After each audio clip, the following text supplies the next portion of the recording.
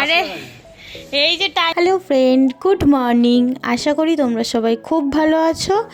আজ চলে এসেছি তোমাদের কাছে আবার একটা নিউ ব্লগ নিয়ে। তোমরা দেখতে থাকো, আশা করি ভালো লাগবে। এই দেখো, এটা একটা টাইম ফুল গাছ। এর আগে আমি একটা নিয়ে এসেছিলাম কেশবের বার্থডের দিন একজনের বাড়ি থেকে। সেটা বাবা ভুল করে ফেলে দিয়েছিল, ওই কারণে বাবা আবার খুঁজে খুঁজে এটা এনে দিয়েছে। কিন্তু শুয়ে বসছে। ও পরে আবার জল দিলেই গোড়াটা বসবে। এখান থেকে কাটবো? হ্যাঁ, কি হবে কে জানে। হবে। আমাদের হাবড়ায় প্রচুর ছিল। আমার কাছে সাদা আর গোলাপি দুটোই ছিল আগে। হ্যাঁ, ওই তো সাদা, নীল সেটা ছিল না, সাদা আর ওই পিঙ্কটা ছিল।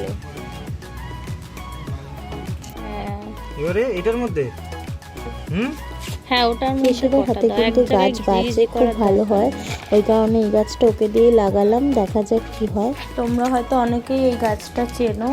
আমি জানি না যেটার ফুলটা গোলাপি না সাদা কি কালারের হবে, কিন্তু যখন ফোটে খুব ভালো লাগে দেখতে। অনেকটা কিন্তু গোলাপ ফুলের মতন দেখতে হয়। ফুলটার কিন্তু একটা টাইম আছে। আমার কাছে আগে যেটা ছিল ওটা কিন্তু সকালবেলা 9টার সময় ফুটতো, আবার ধরো মোটামুটি 12টা সাড়ে 12টার সময় আবার ফুলটা নিজে থেকে বন্ধ হয়ে যেত। আর এই দেখো, এখানে একটা ছোট্ট ডালিম হয়ে আছে। আর যখন বাগানে এসেছি তোমাদেরকে বাগানটা ঘুরিয়ে দেখিয়ে দিই। এটা দাদার বাগান, তোমরা তো অনেকেই দাদাকে ভিডিওতে দেখেছো, চেনো। দাদার ভীষণ গাছের শখ, দাদা গাছ ভীষণ ভালোবাসে, আমরাও ভালোবাসি। আর শীতকালে কিন্তু অনেক রকম ফুল গাছ লাগানো হয়, যেমন ধরো ডালিয়া, চন্দ্রমল্লিকা, সূর্যমুখী, আরও অনেক ধরনের ফুল তোমাদেরকে এইবার শীতে অবশ্যই দেখাবো। নাও চলো, অনেক ঘোরাঘুরি হলো, অনেক গল্প হলো, এবার আসল কাজ করতে হবে। আর আসল কাজ কি? আসল কাজ হচ্ছে রান্না করা। রান্না না হলে খাওয়া হবে না। আজ আমি বানাচ্ছি ইলিশ মাছ। আগের দিন হচ্ছে বেগুন দিয়ে কালো জিরা দিয়ে ঝোল করেছিলাম, আজকে কিন্তু আমি ভাপা করব। ইলিশ মাছ ভাপাটা তোমরা সবাই জানো, মানে এমন কোনো বাঙালি নেই যে জানে না। তাও ভাবলাম যখন বানাচ্ছি তোমাদেরকেও দেখাই। দেখো, মাছটা কিন্তু একদম ফ্রেশ, মানে কোনো বরফের মাছ না।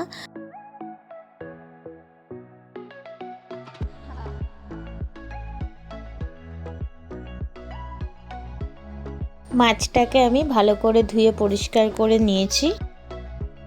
এবার নুন আর হলুদ মাখিয়ে নেব।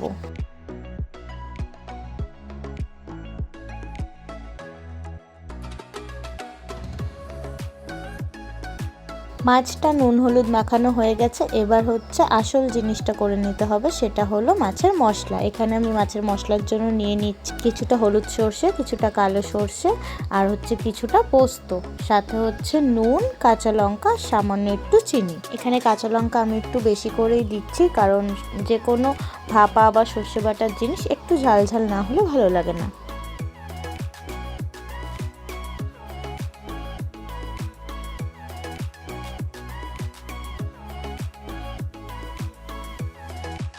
এবার সামান্য পরিমাণে একটু জল দিয়ে মশলাটাকে পেস্ট করে নেব।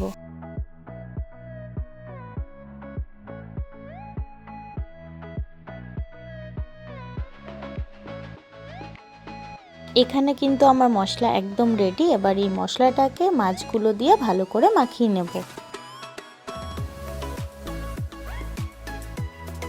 প্রতিটা মাছের গায়ে কিন্তু মশলাটা ভালো করে মাখিয়ে নিতে হবে। আর মাখানোর সময় আমি এখানে সর্ষের তেল দিয়ে দেবো, কারণ সর্ষের তেল ছাড়া এই রান্নাটা কোনোভাবেই সম্ভব না।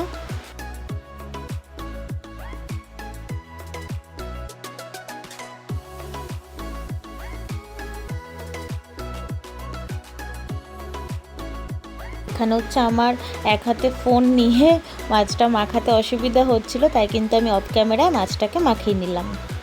দেখো, মাছটা মাখানোর পরে দেখতে কি অসাধারণ লাগছে আর কি সুন্দর গন্ধ বেরোচ্ছে। আমার তো মনে হচ্ছে আমি এখনই খেয়ে নিই, কিন্তু সেটা তো কোনোভাবেই সম্ভব না। তাই আর দেরি না করে মাছটা ঝটপট রান্না করে ফেলি। আর এখানে আমি ইমামি হেলদি অ্যান্ড টেস্টি সর্ষের তেলটা ইউজ করছি। মানে সত্যি তেলটা খুব ভালো, মানে দারুণ ঝাঁঝ। প্রসেনজিৎ চ্যাটার্জি অ্যাড দেয়, অ্যাডের আর কোনো জিনিস বিশ্বাস করি বা না করি, এই তেলটা সত্যি ভালো। কিন্তু এখানে একটা দুঃখের বিষয় ঘটেছে, যেটা আমার কাছে টিফিন বক্স নেই। আমার টিফিন বক্সটা বাড়িতে রয়েছে, আর এখানে হচ্ছে আমার কাছে দুটো ছোট ছোট টিফিন বক্স আছে, কিন্তু সেগুলোতে মাছগুলো একবারে কোনোভাবেই ধরছে না। ওই কারণে আমি এই সিলভারের সসপ্যানটাই বের করলাম। তো দেখি এর মধ্যেই করতে হবে, এর ওপরে একটা প্লেট চাপা দিয়ে করব, দেখা যাক কি হয়। নাও মাছগুলো আমি এই বাটিতে সব ট্রান্সফার করে নিলাম। প্রথমে তো ভেবেছিলাম যে এই বাটির থেকে মাছগুলো ঢাললাম ওটাতেই করব, কিন্তু ওটার মাপে প্লেট হচ্ছিল না, ওই কারণে আবার এটাতে আনলাম। এখানে আমি গরম জল বসিয়ে দিয়েছি, আর এর ওপরে একটা স্ট্যান্ড রেখেছি। এর ওপরে এবার এইভাবে মাছটাকে বসিয়ে দেবো। আর এখানে দেখো, আমি টিফিন বক্সে মাছ দিতে পারিনি, তো কী হচ্ছে, আমি টিফিন বক্সে জল দিয়েছি, আর মাছটাকে দিয়ে তার উপরে থালা চাপা দিয়ে এই জলটা ওর ওপরে দিয়ে দেবো। মানে ভারী কিছু তো একটা দিতে হবে, তো এই মুহূর্তে আমার এর থেকে বেশি আর মাথায় কিছু আসলো না, আর খুঁজেও পাচ্ছি না, তার জন্য আমার এই পদ্ধতিটাই বেটার লাগলো।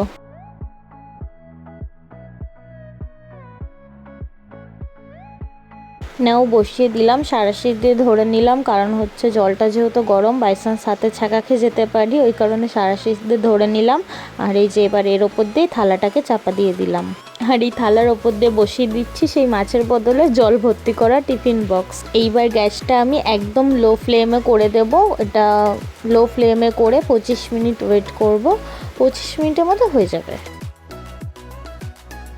চলো মাছটা এখানে হতে থাক, আর তোমাদেরকে আবার বাইরে থেকে ঘুরিয়ে আনি, মানে একটা জিনিস দেখিয়ে আনি। এই দেখো কি সুন্দর বৃষ্টি হচ্ছে, ওদিকে আমি ইলিশ মাছ রান্না করছি, আর এখানে সেই বর্ষাকালে ইলশে গড়ি বৃষ্টি হচ্ছে। তো ছোটোবেলার একটা কবিতা ছিল না, ইলশে গড়ি ওরকমই বৃষ্টি হচ্ছে। অনেক দিন পরে আবার বৃষ্টি হলো, জানো তো। মাঝে খুব গরম দিয়েছিল, 2 দিন ধরে বৃষ্টি হয়ে আবার বেশ ওয়েদারটা ঠান্ডা ঠান্ডা হয়ে গেল। কিন্তু আমার জামা কাপড়গুলোই ভিজে গেছে, কারণ যখন বৃষ্টিটা নেমেছিল আমি ভেতরে ছিলাম, বুঝতে পারিনি, ওই কারণে পরে দেখলাম ভিজে গেছে, তুলে আর লাভ নেই, আমি ভিজে যাবো। চলো মাছটাও হয়ে গেছে, দেখি কি হয়েছে। আমার ভয় লাগছিল যে যেহেতু প্লেট দেওয়া, মানে কোনোভাবে জল না মাছের ভেতরে ঢুকে যায়। ওইবার দেখি থালাটা সরিয়ে যে কী হয়ে আছে জানি না আমি। না, প্লেটের ওপরে দেখো, প্লেটের ওপরে কিন্তু একটু জল জমেছে, তো ভেতরে জল ঢোকেনি। ভালোই হয়েছে দেখে মনে হচ্ছে। সে দেখে ভালো লাগলে তো হবে না, বলো, খেয়ে দেখতে হবে কেমন হয়েছে। আর কেশব না এমনি খুব খুঁতখুঁতে, মানে আমি রান্না করি আর যেই করুক, মানে ও যদি আমাদের বাড়ি যায় বা কারো বাড়িও যায়, মানে একটু যদি এদিক ওদিক হয় না, মুখের ওপরেই বলে দেবে, না এটা না একটু এই হয়েছে। আর ভালো হলে সেটাও বলবে, অনেকবার বলবে ভালো হয়েছে ভালো হয়েছে। চলো এর ওপর দিয়ে একটু সর্ষের তেল দিয়ে দিই, আর কাঁচা লঙ্কা দিয়ে দিই। কাঁচা লঙ্কা একটাই দেবো, কারণ অলরেডি আমি অনেকটাই ঝাল দিয়েছি।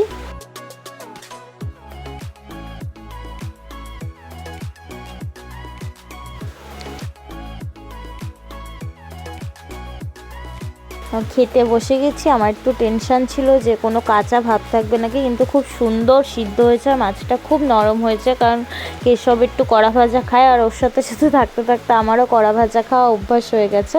কিন্তু বেশ ভালো হয়েছিল। ওকে রান্নাঘর একটু টেস্ট করতে দিয়েছিলাম, জানো তো, যদি বলে না গন্ধ বেরোচ্ছে তাহলে আবার বসিয়ে দেবো। তো ও বলেছিল ভালো হয়েছে, কিন্তু তখনও আমার একটা টেনশান ছিল।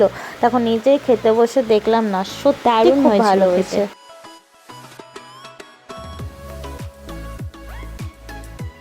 Good evening. দুপুরে খাওয়া দাওয়া করে পুরো একটা জমিয়ে ভাত ঘুম দিয়ে তোমাদের কাছে আবার আসলাম। আমি তো যাই কিনি যাই করি তোমাদের সাথে সবই শেয়ার করি। তো আমি রিসেন্ট আরেকটা জিনিস কিনেছি, তো সেটাই তোমাদের সাথে শেয়ার করার জন্য আসলাম। মানে গলার মঙ্গলসূত্র বলতে পারো, ওই টাইপেরই আর কি, মিশো থেকে নিয়েছিলাম। একটা কম্বো প্যাক ছিল 5টা, তো সেটাই নিয়েছিলাম। তো সেটাই তোমাদের সাথে শেয়ার করার জন্য আসলাম। দেখাচ্ছি, দেখো এটা আমি অলরেডি মানে আনবক্সিং করেছিলাম, কিন্তু করেও আবার কিন্তু যেরকম ছিল সেরকমভাবেই রেখে দিয়েছি তোমাদেরকে দেখাবো বলে। এই দেখো, এটা হচ্ছে মানে কি বলবো আমি, কিপটামো, যে মানে 5টা জিনিস একটু এই বক্সটা দিয়েছে, একটু একটা ছোট্ট বক্সটা, বেশ কিউট একটা বক্স। তার একটু বড় হলে সবকটাই এর মধ্যেই ঢুকে যেত, কিন্তু ওরা তোমার 3টে হচ্ছে বক্সের মধ্যে রয়েছে, আর 2টো কিন্তু এরকম প্যাকেটের মধ্যে এমনি সিঙ্গেল দিয়ে দিয়েছিল। তোমাদেরকে আমি দেখাচ্ছি,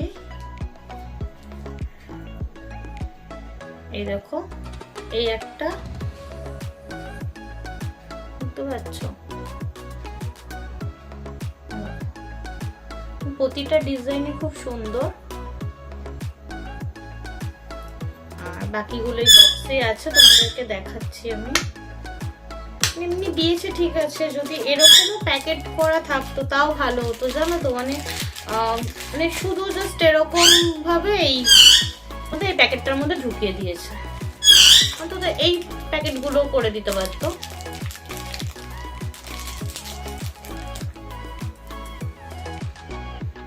এই দেখো, এই একটা সুন্দর না বেশ?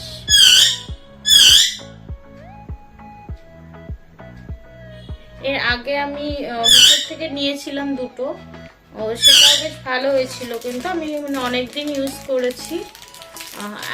একটা এখন বোধহয় আমার মার কাছে আছে, আর একটা আমার কাছে কোথায় আছে ঠিক জানি না, তো অনেকদিন ধরে কিন্তু ইউজ করছি। বাট রংটাও বেশ ভালো রয়েছে, এখন অব্দি কিন্তু রংটা বেশ ভালো রয়েছে। আর এই দেখো, এই জিনিসটা না মানে এই জিনিসটা আমার বেশি ভালো লেগেছিল, মানে এটা দেখে আমি আরো বেশি অর্ডারটা দিয়েছি। এই দেখো, এই সামনেটা বেশ সুন্দর না, একটা লকেট টাইপের ডিজাইন করা। দেখো, এটা আমার বেশ ভালো লেগেছে।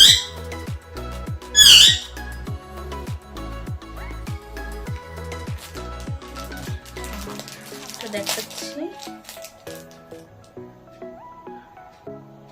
আর এটা সিম্পলের মধ্যে একটা পেন্ডেন্ট। দেখো,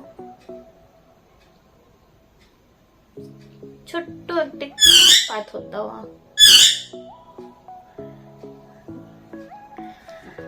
তোমাদেরকে তো বললাম যে ওই চেনের ওটা আমার বেশ ভালো লেগেছে, আর সাথে আমার যেটা ভালো লেগেছিল, কিন্তু আমার কপাল খারাপ, যে এই জিনিসটা আমার বেশ ভালো লেগেছিল। এটা তোমরা দেখো, এখানটা এই যে জোড়া লাগানো আছে, দেখতে পাচ্ছ? এই যে সেকেন্ড এটা জোড়া লাগানো আছে, প্লাস এখান থেকে মানে এটা একটুখানি রংটাও সামান্য একটুখানি জাস্ট চাকায় একটু রংটাও ওঠানো আছে। তো এটা আমি আর চেঞ্জ করিনি, প্যাচ খেয়ে গেছে।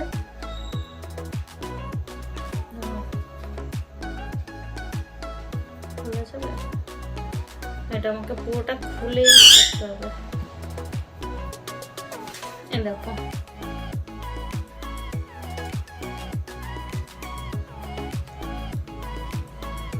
এটা জাস্ট এই বলগুলো মানে তিনটে পরপর এখানে থাকার কথা, সেখানে একটার সাথে একটা জোড়া লেগে আছে।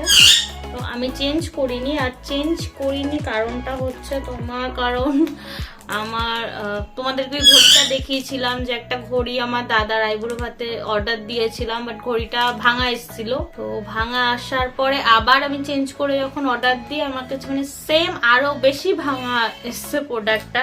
তো এই জন্য আমার মানে এটাও না আমি ভয়ে আর করিনি যে থাক গিয়ে যে চেঞ্জ করব, যদি এরপরে দেখা যায় যে আবার হয়তো সেই আরো বেশি খারাপ আসলো। আর আমি এটা রিভিউ চেক করেছিলাম, এবং অরিজিনাল মানে রিভিউর মধ্যেও দেখেছি কয়েকজনের একটু এরকম এসছে। হ্যাঁ, হয় এটা, নাহলে অনেকের আবার হয়তো এটাই সমস্যা। মানে ভাবলাম না, আবার চেঞ্জ করবো, আবার যদি এতে বেশি সমস্যা হয়, বেশি খারাপ আসে। তো কারণ আমার কাছে এখনো অবধি মানে ওটা ফ্লিপকার্টের ছিল ঘড়িটা, যেহেতু মিশোর এখনো অবধি কোনো জিনিস আমার কাছে খারাপ আসেনি। এই ফার্স্ট টাইম বলছি না, এটা তো পরাই যাবে, ও চলবে, ঠিক আছে। তো যেই কারণে কিন্তু আমি আর রিটার্ন করিনি, থাকুক। আর এগুলো তো টুকটাক এদিক ওদিক যাওয়ার জন্য, কারণ এমনিও দেখো আমি সবসময় চেন পরি না গরমকালে, শীতকালে তাও পরি। এগুলো হচ্ছে টুকটাক এদিক ওদিক যাওয়ার জন্য, কারণ সবসময় তো সোনার জিনিস পরে যা দিনকালে অবস্থা, সোনার জিনিস পরে বেরোনোর মতন পরিস্থিতি নেই, ওই কারণে এটা নেওয়া। ঠিক আছে, ভালো লাগছে। আবার হতেও পারতো যে হয়তো আমি চেঞ্জ করলে হয়তো মানে এরপরে সবগুলোই ভালো আসতো। যাই হোক, থাকে এই কদিনই বার পরবো, কদিন পরবো, তারপর তো আবার যাই হোক মানে হয় এদিক ওদিক চলে যাবে, নাহলে নষ্ট হয়ে যাবে। কারণ এমনিও খুব একটা বেশি দিন তো যায় না, তাও যেহেতু কমের মধ্যে, কারণ এখানে হচ্ছে আমার প্রাইসটা ঠিক খেয়াল নেই, কিন্তু এটা কিন্তু মানে অনেকটাই কম দাম ছিল।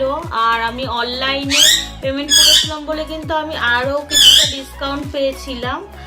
আই থিঙ্ক এখানটা উঠে গেছে লেখাটা, তোমার কত 138 এরকম ছিল, মানে ওই বলতে পারো 150-র মধ্যে এরকমই দামটা ছিল। তো এই টাকায় 5টা আর কি দেবে বলো। তা আমার কাছে কিন্তু বেশ ভালোই লেগেছে, বেশ কি মানে খুবই ভালো লেগেছে। শুধু একটার জন্য একটু মনটা খারাপ হয়ে গেছে, তো ঠিক আছে। কিন্তু আমার এই মনটা কিন্তু তোমরাই ভালো করতে পারো। কি করে জানো তো, ভিডিওটা যদি ভালো লেগে থাকে প্লিজ প্লিজ চ্যানেলটা সাবস্ক্রাইব করো আর ভিডিওটা লাইক কমেন্ট শেয়ার করো। চলো আজকের মতন ভিডিওটা এখানেই শেষ করছি। সবাই খুব ভালো থেকো। আজকের মতন টাটা।